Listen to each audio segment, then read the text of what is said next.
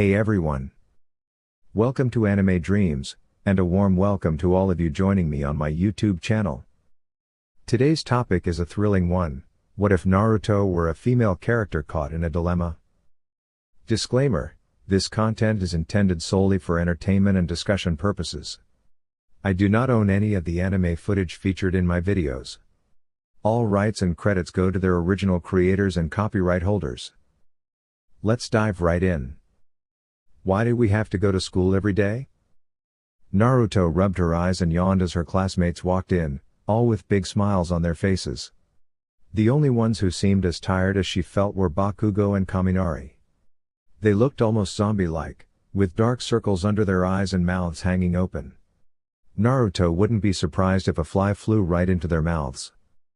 Letting out another yawn, the blue-eyed girl rested her head on her hands and half-closed her eyes. It wouldn't do her any good if Aizawa-sensei caught her napping in class.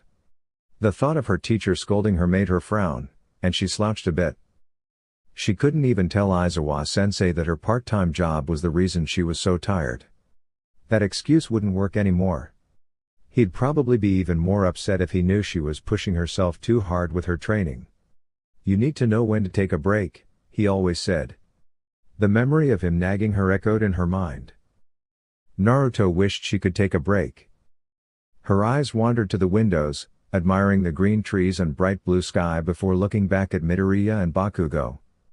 Midoriya seemed to hesitate for a moment before glancing away, while Bakugo just stared at her, his expression completely blank. It made her sigh. Things hadn't been the same since that day. "You overdid it again, didn't you?" Naruto blinked, turning her head to see Shoto sitting beside her. His mismatched eyes focused on her hands. Frowning, she looked down at her arms, light bruises and scratches from her senjutsu training. Next time, she'd just use a transformation technique to hide the marks. The last thing she wanted was for Shoto to worry about her. She didn't want him thinking she was always pushing herself too hard. "Nope," she said, trying to brush off his concern. Shoto pressed his lips together, leaning closer as he stared at her, silently challenging her to lie again. Naruto grunted and looked away. It was hard to lie when he was looking at her like that. She rested her cheek in her hand, but she could feel his gaze on her. She didn't need to see him to know he was still concerned. "Yes, because even if you carry a monster inside you, you're still Uzumaki Naruto, and you're my friend." The words made her heart race, and she felt the heat rise to her face. Why was she reacting like this? She chewed on her bottom lip, her blue eyes darting back to Shoto. He stared at her for a moment before quickly looking away. Even though his head was turned, she could still see a slight blush on his cheeks. He looked cute when he blushed. Naruto blinked, biting her lip and pushing it back and forth. Why was she thinking of Shoto like that? She knew he was handsome, as Shido and Hagakure were always reminding everyone of that. But she never thought about him in this way before. Still, you don't just go around kissing someone for no reason. Naruto groaned and rested her head on the desk with a thud, making papers and books fly everywhere. Ashido, Kaminari, and even Sato turned to look at her, their eyes wide. "Are you okay, Uzumaki?" Ashido asked, concern in her voice. Naruto nodded, though her forehead hurt from hitting the desk. Other than that, she was fine, her heart was beating normally, and there was no burning sensation in her body. She was fine. Ashido frowned, glancing between her and Shoto as if wondering if something had happened between them. After a few seconds, she shrugged and turned around, but Kaminari and Sato were still eyeing her suspiciously. Before they could say anything, the door suddenly opened. Aizawa-sensei entered, his tired eyes scanning the classroom. His gaze lingered on her, particularly on the red mark on her forehead. He raised an eyebrow. Naruto just grunted and looked away. Aizawa shook his head, walked behind the podium, and placed the papers on it. Clearing his throat, he began, and the room fell silent as the students straightened up. Eyes darted around nervously as they waited for what he was about to say. "It's almost time for summer break," Aizawa began, leaning forward and resting his hands on the podium. But that doesn't mean you'll be getting a break this summer. Naruto stiffened, her eyes shifting to her classmates. Most of them looked terrified at those words, with Kaminari and Ashido clasping their hands together in silent prayers, hoping for a miracle. Only Shadow and Bakugo didn't seem worried. Shadow looked as calm as ever, while Bakugo wore a scowl. "You look concerned," Naruto said, jerking her head toward Shadow. His mismatched eyes met hers, and he reached out, patting her shoulder gently as if trying to comfort her. "Why are you worried about this?"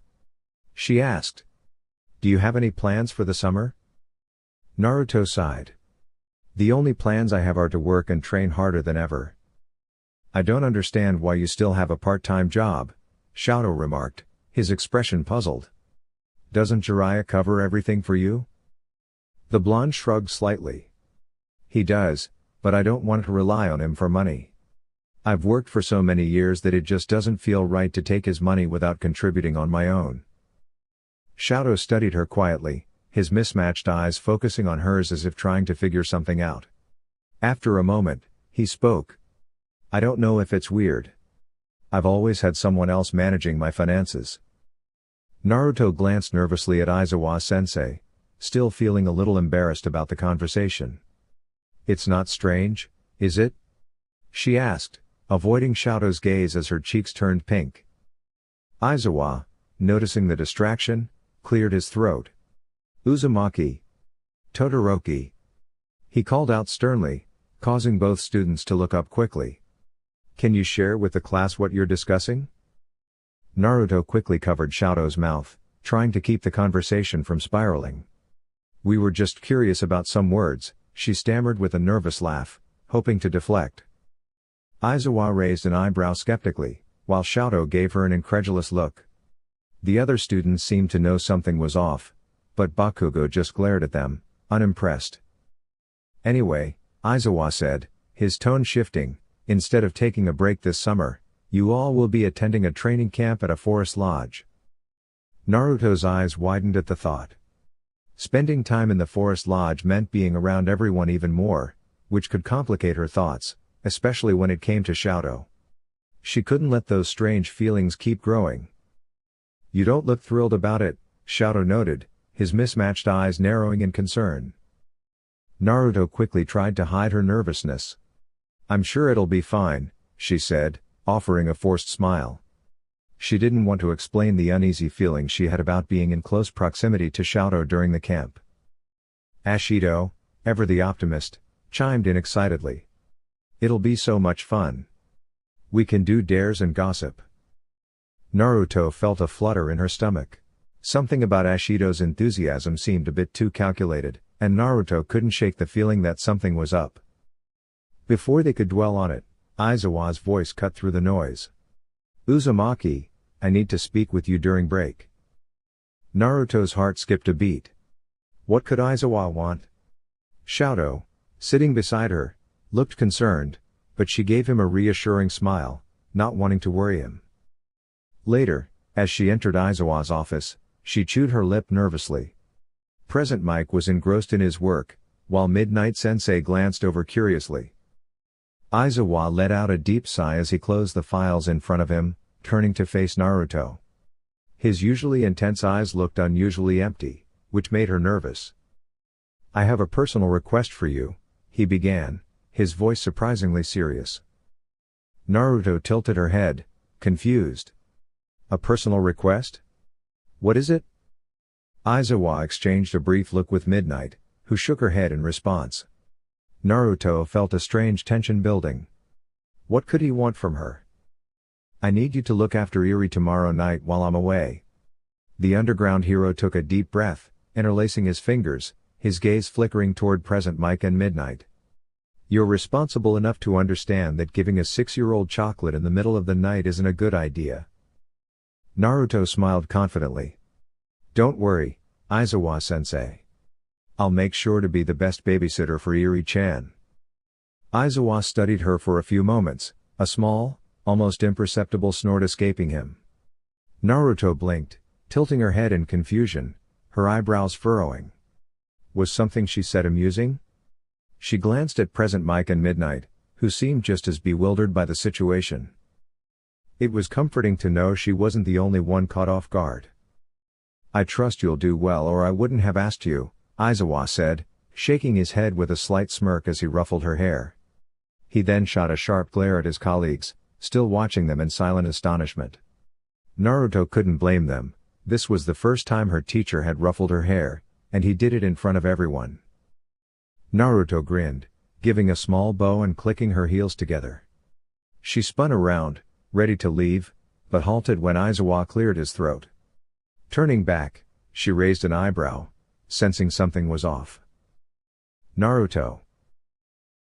Aizawa's voice softened as he stared at her intently, his eyes searching hers. "Is everything all right between you, Midoriya, and Bakugo?" The blonde hesitated, her throat tightening. Of course, he'd notice. Recently, Midoriya had been avoiding her, and Bakugo's glares had grown so intense she half expected to feel the heat. She couldn't even fault them for it. Letting out a quiet sigh, her face clouded with concern. Among the three boys, only Shoto had treated her like things were normal. But then again, Shoto had always been understanding. He knew about her chakra and her past before the others. "Everything's fine between us," Naruto said, locking her gaze with Aizawa's. She had to hold his gaze. If she looked away, he would know she was hiding something. She couldn't tell him what was really going on. It was a matter of time before things smoothed over. She forced a wide smile, willing herself to appear unaffected. She just needed to give Midoriya and Bakugo time to process what she had told them. Aizawa's gaze remained fixed on her. "Are you certain?" Naruto closed her eyes, her smile widening. Taking a deep breath, she opened her eyes and met her teacher's gaze. Aizawa, his expression neutral, stroked his stubble and raised an eyebrow at her. She maintained her smile, but her teacher simply shook his head, not pressing her to reveal the issue at hand. She couldn't bring herself to share it, even if she wanted to. "I hope the three of you can resolve whatever issues you're facing," Aizawa said, turning his chair away. "It would be troublesome if there's unrest in the classroom over something that could easily be settled. But this is something I can't fix." The words were on the tip of her tongue, but Naruto swallowed them down. Aizawa-sensei could never know what had happened at the amusement park. Even though he hoped they could reconcile, Naruto knew it could only happen when her classmates had time to process the situation. She wasn't sure if Bakugo and Midoriya would be able to accept her for who she truly was. "Everything will be fine between us, Aizawa-sensei," she said, her tone light and optimistic as she moved toward the door. "You don't need to worry about the three of us. Bakugo and Midoriya just needed time." "Move it, Uzumaki." Bakugo's voice broke through her thoughts, his eyes burning with frustration. He was still upset with her. In all her time at UA and even in middle school, Bakugo had never addressed her by her last name. Whiskers had always been his nickname for her, even in moments of anger. Naruto took a deep breath and stepped aside, silently allowing him to pass. She could only stare after him, wondering if he was truly that angry about her keeping her secret. Had she really meant to keep it hidden? In retrospect, it hadn't seemed necessary to reveal it. "He's still upset with you, isn't he?" Naruto turned at the sound of Shoto's voice. His mismatched eyes flicked between her and Bakugo before settling back on her. His lips tightened in concern. "It's been over a month since it happened." Naruto sighed. "Is it really that important?" Shoto gazed down at her with an expression that seemed almost too neutral. It made Naruto furrow her brow. Why was he looking at her like that? She placed her hand gently on his shoulder, hoping the gesture might bring him out of his detached demeanor. Shoto blinked, looking at her a little longer before turning his attention elsewhere. "That's a bit odd," she thought to herself, but didn't say aloud. "It's different for everyone," Shoto said after a pause, taking a deep breath. "I understand why you kept it a secret, but Midoriya and Bakugo may not see things the same way." Naruto's shoulders slumped. "With the way they've been acting, I almost wish I'd just made up a story." "Why?" Shoto asked. Naruto frowned. "What do you mean, why?" "They're acting like I've betrayed them." This was exactly the kind of reaction I feared when I kept this part of my life hidden. Shadow met her gaze with eyes full of understanding, and Naruto felt her cheeks warm. There was something about the way he looked at her that made her feel self-conscious. Why did it make her uneasy? It shouldn't have. He wasn't doing anything wrong, he was just being kind. Naruto, Shadow began, his voice calm, you don't open up to people easily. But out of everyone in class, you're probably closest to those two. Hearing the truth. It might have felt like you didn't trust them, like you were keeping something from them on purpose. Naruto bit her lip, considering his words. Was she really that close to Bakugo and Midoriya? There was no doubt she felt more at ease around them than with the other girls. But then again, girls often seemed more complicated. Like Ashido, her classmate had a crush on Shadow but didn't seem upset by Naruto's closeness with him. How did some girls just accept these dynamics without drama? She exhaled slowly, her gaze briefly flickering to him. Then why do you act as if nothing has changed? Why do you continue to treat me the same, even after I've been honest with you? Did he feel betrayed when she revealed her chakra, or the truth about the Kyuubi? The thought caused a sharp ache in her head, as Shadow tilted his head, watching her. She straightened her posture, the silence between them growing heavy. What set them apart? Why was Shadow so composed, even after hearing the truth? It didn't make sense. Shadow sighed softly, clearing his throat. Because that man explained everything, didn't he? You didn't have an easy childhood. So it makes sense you'd be cautious around others. If that were the case, why wouldn't he meet her gaze? Naruto studied her friend, noticing how intently he was focusing on the walls, avoiding her eyes. There had to be more to it, or maybe she was expecting a different answer. But what exactly did she want him to say?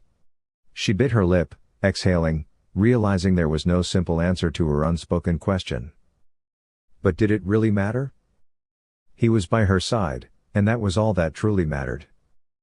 I'm not just a little cautious, Shadow. She took a deep breath and gazed up at the ceiling.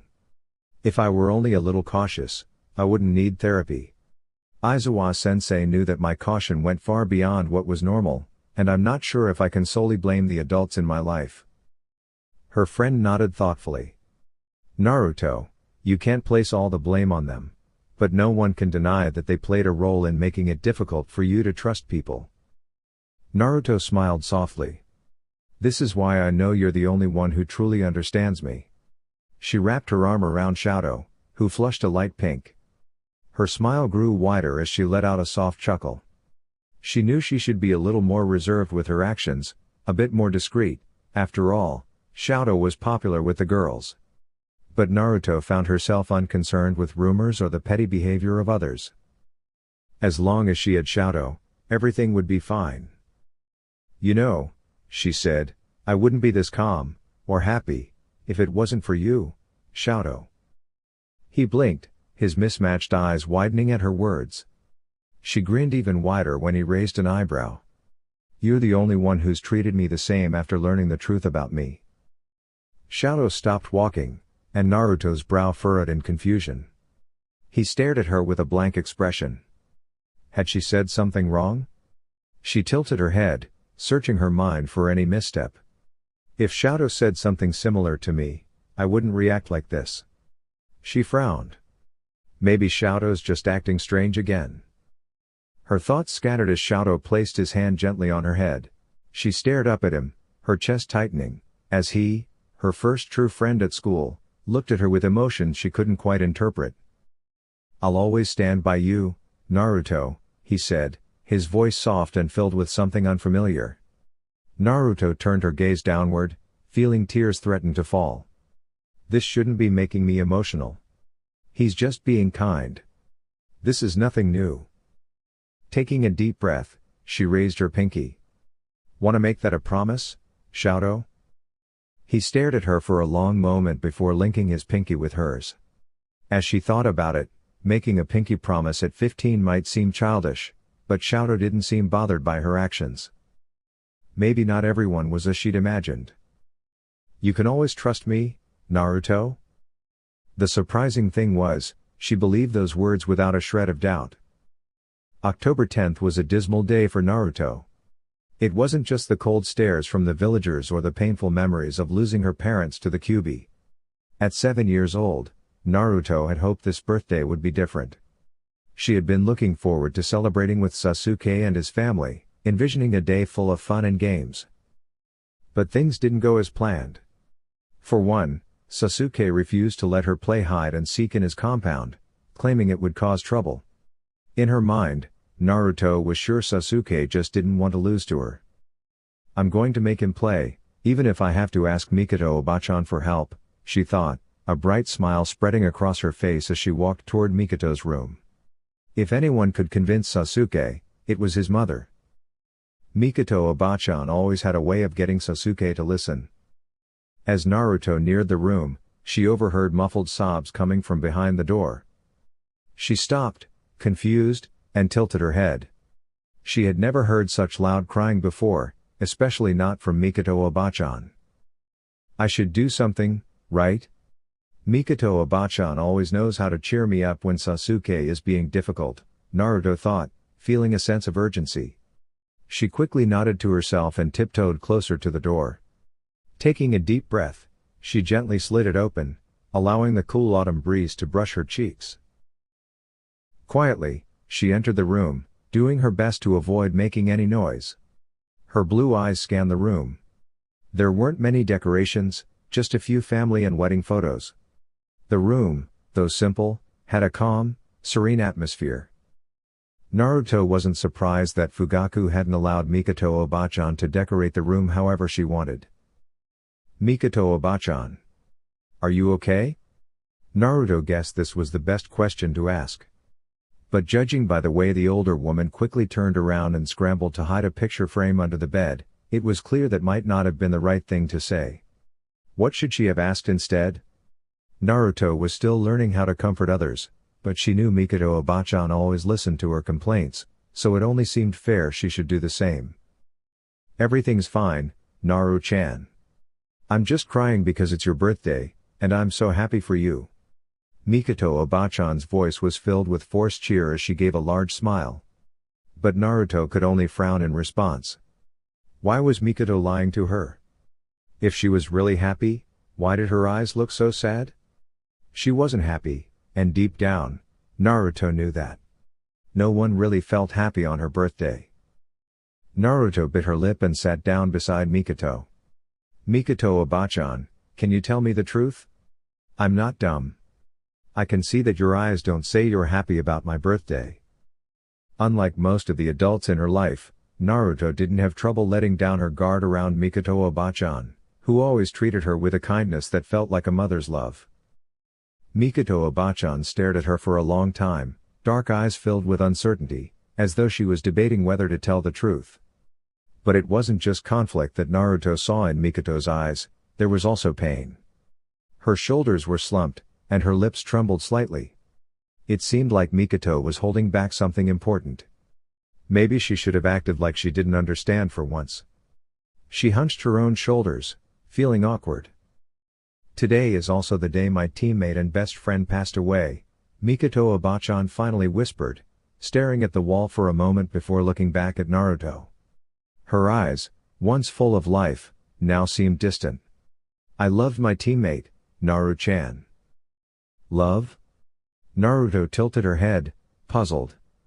She understood the word, but Mikoto Obachan's tone made it feel like love meant something different now. It was as if the word had changed for her. "When I was about your age, my teammate joined the academy, and I fell in love with him at first sight," Mikoto said, sighing softly as she placed her hand on Naruto's head. "I watched him whenever I could, even though I knew we could never be together. My marriage to Fugaku had already been arranged, but I often dreamed of breaking tradition and marrying him." Naruto nodded, forcing a smile. She didn't fully understand what Mikoto Obachan was saying, but if it helped her, then she could pretend. Maybe if she smiled and listened, Mikoto Obachan would stop crying and be happy. It made Naruto feel warm when Mikoto smiled or laughed. It seemed to make the coldness around her disappear. "But why didn't you marry him?" Naruto asked, scratching her head. Mikoto Obachan withdrew her hand from Naruto's head and looked at her with sad eyes. Naruto immediately regretted asking. She lowered her head, feeling guilty. Maybe Hinata-chan would have known what to say to cheer her up. Hinata always knew how to make people feel better, while Naruto often seemed to say the wrong thing.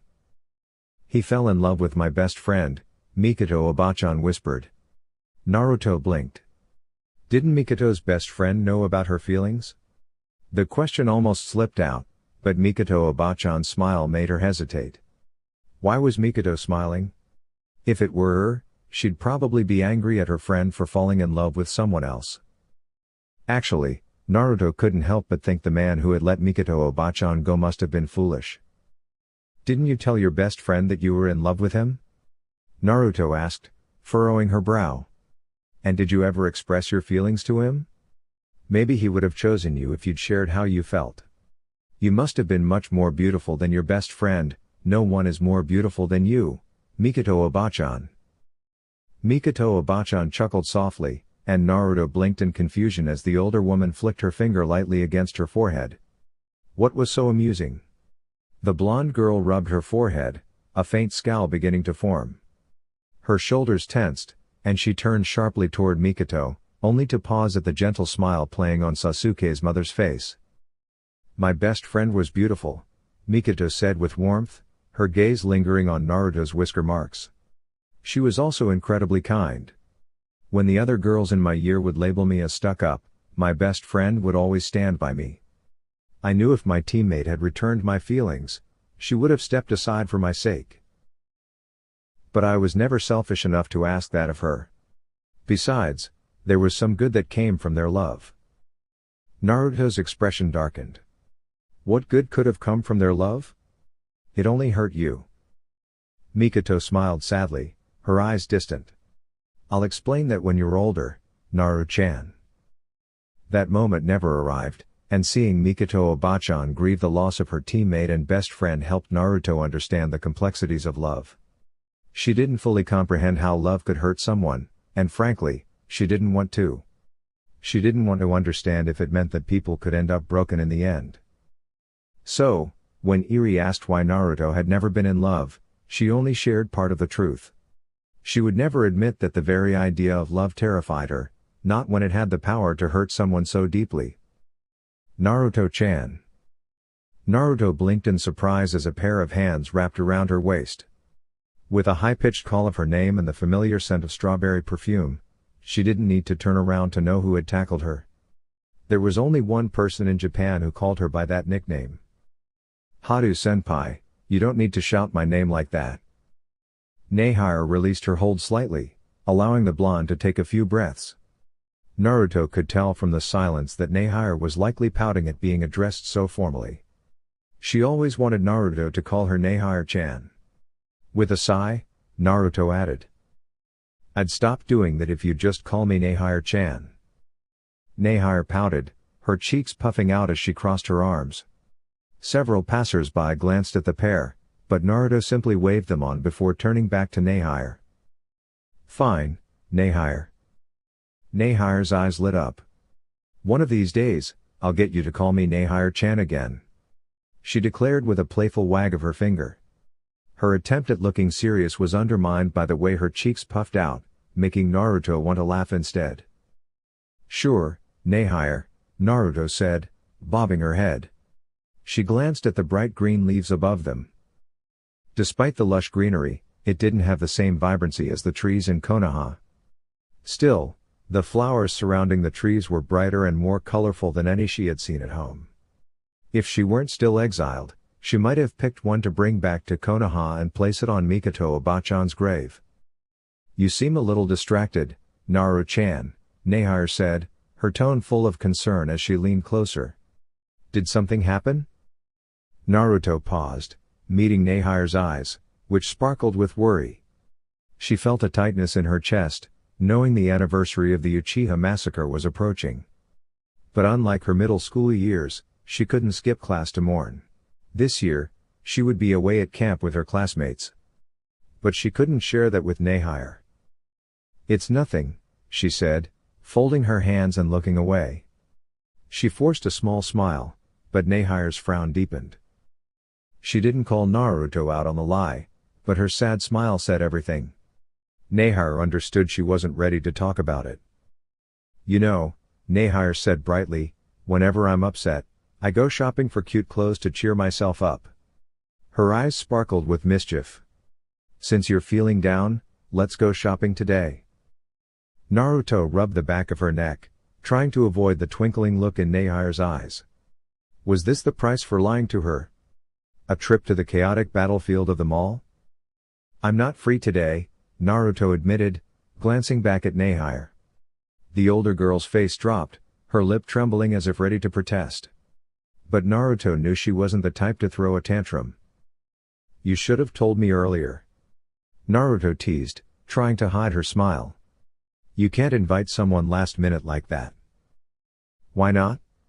Nehire asked innocently, tilting her head. This is probably the last month before exam season starts. After that, you'll be too busy to spend time with poor Nehire-chan. Naruto gasped, and a few students stopped to stare at them. Amusement flickered in their eyes, and laughter filled the air, making Naruto blush a deep shade of red. She quickly covered her face, wishing the ground would swallow her up. Can you please not act like that, Nehire? She grumbled, glancing at the curious onlookers before giving her senior a pleading look. And anyway, I already have plans for tonight. Nehire blinked, her head tilting slightly as an air of quiet tension settled between them. Her blue eyes studied Naruto intently, as though attempting to discern whether she was being truthful about her intentions. Naruto's chest tightened. Why would Nehire lie about her plans? She had promised to learn how to love herself, and deceit was not a path toward that goal. She scowled, but the mischievous sparkle in Nehire's eyes caught her off guard. A sense of unease stirred in Naruto's gut. Is that so? Nehire's soft giggle broke the silence. And who exactly are you spending time with, Naru-chan? Are you and Todoroki-san headed out to dinner? Naruto's face flushed a deep red, prompting a burst of laughter from Nehire. The younger girl scowled, her cheeks burning. What was so amusing? It was a natural reaction to feel embarrassed by such a question, especially with the teasing gleam in Nehire's eyes. It was as if she knew exactly what was going on between Naruto and Shoto. Her frustration simmered. What makes you think I'm going out with Shoto? Naruto crossed her arms and looked away from Nehire's knowing gaze. She sighed, frustration rising within her. Why are you giving me that look, Nehire? There's nothing going on between Shoto and me. We're just friends. Nehire hummed, unconvinced by her words, which only made Naruto more annoyed. Why was Nehire acting like this? Sure, she may have shared a kiss with Shoto, even enjoyed it, but that didn't mean anything was developing between them. They were still just friends. Yet, Nehire looked at them as though they were characters in her favorite novel. I know you have other friends, Nehire patted Naruto's head with a giggle. But I also know Itsuka-chan and Setsuna-chan are busy with their clubs, so your only remaining friend is Todoroki. She raised an eyebrow, a playful glint in her eyes. So, what's really going on between you two? Naruto groaned inwardly. I walked right into that one, didn't I? Her face turned bright red as she shook her head. There is absolutely nothing going on between us. Really now? Nehire raised an eyebrow, sounding skeptical, and Naruto frowned. There was something about her friend's surprised tone and burning curiosity that made her heart race. Why was Nehire so surprised? Shoto and she were just friends. If anyone understood that a boy and a girl could be friends, it was Nehire-chan. After all, she was friends with Mirio. Yes, really. Poor Shoto, Nehire muttered under her breath, shaking her head with a look of sympathy. Naruto frowned. What do you mean, poor Shoto? Nehire didn't answer immediately. Instead, she pressed her lips into a thin line, her eyes shadowed with something Naruto couldn't quite place. When she finally let out a soft giggle, it wasn't mocking, it was tinged with a hint of sadness, almost as if she was laughing to hide something deeper. Despite the irritation it caused Naruto, it wasn't quite the same as before. I just realized Shoto has something in common with Tamaki, Nehire explained, a smile playing on her lips. Naruto furrowed her brow. What was that supposed to mean? Was this some sort of riddle? She didn't have time to puzzle it out. From the glint in Nehire's eyes, it was clear she wasn't about to give an answer anytime soon. Well, if you aren't free now, we'll just go shopping tomorrow, Naru-chan. Nehire declared, her tone leaving no room for argument. Naruto opened her mouth to protest, but before she could, Nehire placed her fingers on either side of her head. I'm not going to listen to any excuses. We're going shopping tomorrow. With a resigned sigh, Naruto slumped her shoulders. It seemed like Nehire wasn't going to let this go. At least she'd get some peace at home. Uro-sennin is back. The large black sandals scattered carelessly in the hallway could only belong to Jiraiya.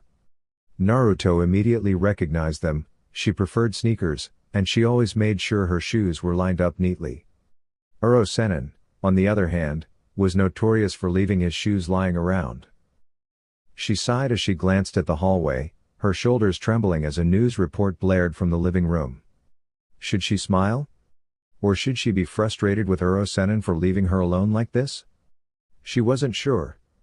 How was she supposed to react when her roommate returned after a long absence? Her lips curled into a frown. It didn't matter much, she decided. Taking a deep breath, she placed her school bag in the corner of the hallway and exhaled, calming her nerves. Straightening her back, she walked into the living room, her heart pounding in her chest as if it might burst. The living room was a mess, empty cup ramen containers littered the coffee table, and newspapers from the past few weeks were scattered across the floor. The culprit was sitting on the couch, pen in hand, his brows furrowed in concentration as he focused on the TV. If he had time to watch the news, why hadn't he cleaned up the mess? Naruto growled in frustration, but when Jiraiya finally looked away from the screen, his expression was strangely devoid of warmth. There was a coldness in his gaze that made Naruto's shoulders tense, and she instinctively hunched them. She felt like that same vulnerable child who would hide whenever the matron was in a bad mood. She had seen this look before, and it was always a sign that something was wrong. What had she done? Hibiki informed me that Kumo had approached you with an offer to abandon Konoha and join their village. Naruto froze, and Jiraiya leaned forward, his dark eyes fixed on her. But what truly piqued my interest was hearing that you shared details about our work with your friends. The coldness in his voice and the emptiness in his gaze sent a chill through her. She couldn't stand tall, only trembling under the weight of his anger. Her hands balled into fists.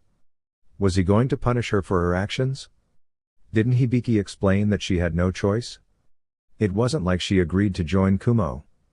She was still loyal to her village, the village that had shunned her for something beyond her control. The Kumo ninja were reckless when they approached you, Jiraiya commented. Naruto blinked, noticing that his black eyes were burning with anger, but it wasn't the same kind she'd associated with the matron. But you should have been more cautious. You know that people can overhear conversations. Why didn't you tell them to find a more private place? The accusation in his voice pierced her like a kunai to the heart. How was she supposed to handle that situation? The ninja had threatened to cause a scene if she didn't comply. If anyone was reckless, it was those ninjas, not her. Her heart ached as Jiraiya continued to stare at her, tapping his foot rhythmically as if counting down. He threatened to cause a scene if I didn't follow him, she muttered. Jiraiya paused, his foot tapping to a stop.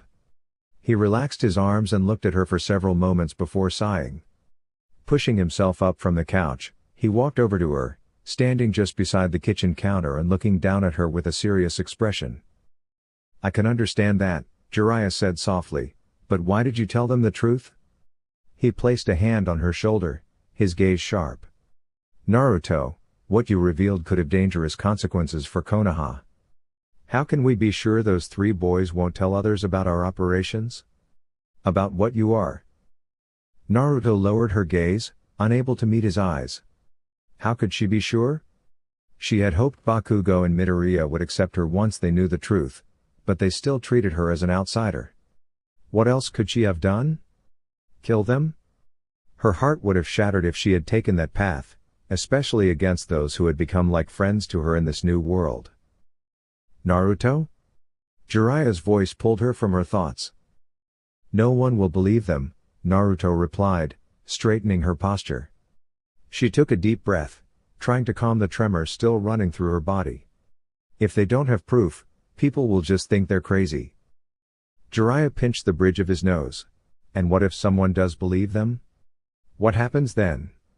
We already have to worry about Orochimaru and the Akatsuki, but if Japan and other nations learn the truth? The unspoken implication was clear. An attack from 3 separate forces would be catastrophic. Naruto's heart sank as she absorbed the gravity of his words. She closed her eyes and hunched her shoulders, unable to face him. She couldn't shake the feeling that if anything happened to Konoha, it would be her fault. She didn't need him to say it, she understood the consequences. I'll be keeping an eye on Midoriya and Todoroki, Naruto, Jiraiya said, causing her to look up, surprised. He rubbed his chin and grimaced. Hibiki already offered to watch Bakugo and handle him if he ever reveals what he knows about you. Naruto's eyes narrowed. And will you do the same to Midoriya and Todoroki if they speak about what I am? You know the law, Naruto, Jiraiya responded, his voice cold. Chill spread through her fingers as his gaze locked onto her. He would eliminate anyone who threatened Konoha, even if it meant taking lives. The knowledge numbed her, though she steadied herself. It shouldn't have shocked her. Uro-Sennin had once threatened to kill Tsunade if she betrayed the village, and he had cared deeply for her. It was simply his nature to protect the village at all costs. So, where have you been, Uro-Sennin? Naruto asked, forcing a bright smile to mask the unease. Jiraiya eyed her, but didn't comment on the change in topic. Instead, he dusted off her shirt and made his way back to the couch, reclining with his feet propped up on the coffee table. It's classified information, Naruto, he replied with a sigh. Naruto's thoughts swirled as his words echoed in her mind. She pressed her lips together, noticing the way his eyes avoided hers. While he might not reveal his mission to her, Naruto had a good idea of what it involved. A vision of a young Sasuke flashed in her mind. You were looking for information on Orochimaru, weren't you? She whispered. Did you learn anything? Jiraiya's expression darkened.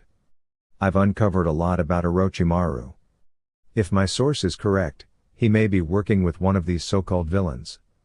I've already informed Tsunade, and will be sending Jounins to verify the details, but... Naruto's concern shifted. What about Sasuke? Had Orochimaru changed his plans and decided to take over Sasuke's body? He's still alive. That was enough for her, for now. She could face babysitting Iri-chan with a smile, knowing Sasuke still lived. Naruto Nichan, what does love mean? Iri asked, her curiosity clear in her red eyes. She tilted her head, looking at Naruto with an inquisitive expression, resembling a small kitten pondering something. If not for the unexpected question, Naruto might have snapped a photo of the moment. Naruto blinked in surprise, then furrowed her brow slightly. What do you mean? She replied. Iri chewed her bottom lip thoughtfully as she focused on the nearly completed cat puzzle. She placed the final piece into place and then looked back up at Naruto, her red eyes filled with uncertainty. Naruto smiled reassuringly, hoping it would encourage Iri to explain. People say I love you a lot, but I don't really understand what it means, Iri admitted, her voice softening. I don't really understand what you mean when you say you love me. Naruto paused, thinking for a moment. She gently placed her hand on top of Iri's head, smoothing through her hair as she hummed quietly, searching for the right words. The quiet hum filled the room, and Iri gazed at her with wide, eager eyes. When I say I love you, Naruto began slowly, it means that I would go through anything for you. She flicked her finger lightly against Iri's forehead, causing the young girl to giggle. Iri rubbed her forehead, smiling back at Naruto, a warmth in her expression. Naruto couldn't help but recall moments from her own childhood, seeing her younger self watching Itachi and Sasuke play together, but she quickly pushed those memories aside. Her bond with Eri was different, and she would protect this child with everything she had. Then what does it mean when someone says they are in love with someone? Eri asked, her red eyes growing wider, full of curiosity. Naruto hesitated, unsure how to answer. Love, especially romantic love, wasn't something she fully understood herself. Her friend Nahir-chan had been in love with Tamaki for some time, and while Naruto could recognize it, she didn't grasp it entirely. She thought for a moment before answering with a smile, I guess it just means they love someone deeply, in their own way. Eri nodded thoughtfully, and Naruto relaxed, noticing the little girl's attention shifting toward the television. It seemed she was ready to watch something. Naruto could let her enjoy the movie in peace, especially now that the questions had slowed down, though she was a bit relieved that Aizawa-sensei had forbidden watching any more singing cartoons. But what's the difference between love for friends and love between married people? Eri asked next, her brow furrowed. Naruto smiled warmly and pulled the little girl into a hug. Eri giggled as she dropped to the floor in front of Naruto, who wrapped her arms around her. Naruto inhaled deeply, feeling Eri's lightheartedness, but she also wondered why the girl had started asking such questions. Just a few weeks ago, she hadn't seemed so curious about love. Eri-chan, why do you want to know so badly? Naruto teased, tickling her stomach. Did some little brat confess their love to you? Eri giggled again. Of course not. I just want to know what love is, Naruto-nichan. Naruto chuckled softly, then sighed. I'm not really sure, she said, her voice trailing off. When I was your age, I thought I understood love, but I still don't really get it. Eri looked at her with concern. But why don't you know, Naruto-nichan? Naruto smiled gently. Because I've never been in love before. Eri tilted her head, processing this new information. But why haven't you fallen in love? You're so pretty, Naruto-nichan. There must be lots of people who love you. Naruto laughed and tapped Eri on the forehead. The little girl pouted, rubbing the spot where Naruto had touched her. With a smile, Naruto said, maybe to you, I'm the prettiest in the world, but love isn't about how someone looks. It's about something much deeper than that. Naruto could face gangsters, samurais, and even aliens with a confident smile, but when it comes to love, she admits she gets scared. Give me a man who loves me, and I freeze, she said, ruffling her hair. Eri watched her with wide eyes as Naruto closed her own. Love can be a daunting thing. It has the power to make even someone as strong as Mikoto Obachan cry like a child. The love between friends is pure, never causing such anguish. But the love between two people, that kind of love can hurt. It can break you. Naruto grimaced, not wanting to experience that kind of love herself. To my dear YouTube family, that's all for now. Please like, share, and subscribe to my channel. Thank you, and much gratitude. Anime Dreams.